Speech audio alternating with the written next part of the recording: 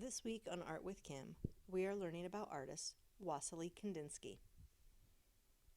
Kandinsky was born in Moscow, Russia in 1866, but he resided most of his life in Germany.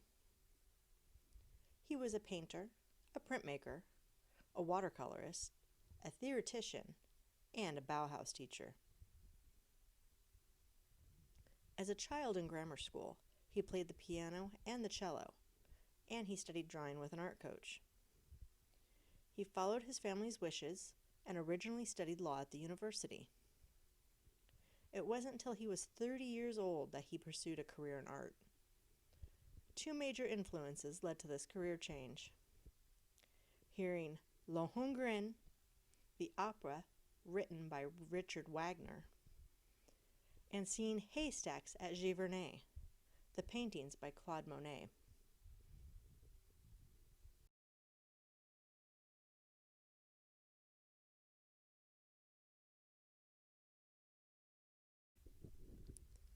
The most easily recognized painting of Kandinsky is the study of circles, which was not intended as a composition or painting at all, but was actually a study of the different color combinations. We see this circle form often repeated in many of Kandinsky's creations. He believed the circle combined the concentric with the eccentric in a single form, as if showing a fourth dimension.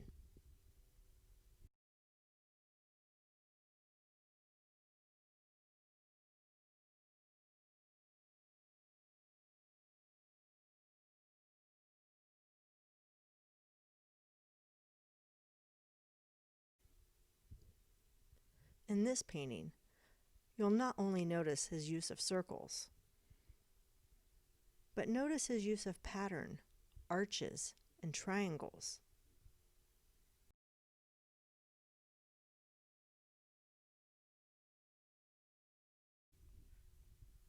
Like many artists of his time period, you start to see images become more and more representational and less realistic.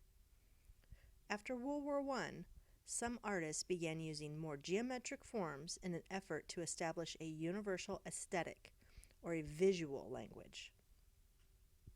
You'll notice his strong use of color on different planes and his use of smaller floating patterns, creating his visual representations. His work is often referred to as whimsical and playful, as well as detailed. With his musical background and pursuit of art, it's no wonder Kandinsky's work is strongly influenced by music, sound, and emotion. He investigated and studied the relationship between colors and form, and its psychological and spiritual effects.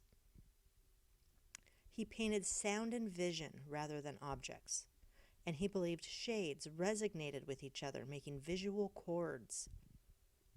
Viewers often look at his work and can almost hear a song.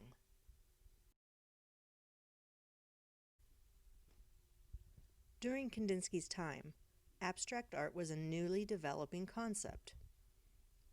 He and his peers were focused mainly on capturing spirit and emotion instead of traditional realism that focused on objects or materialism.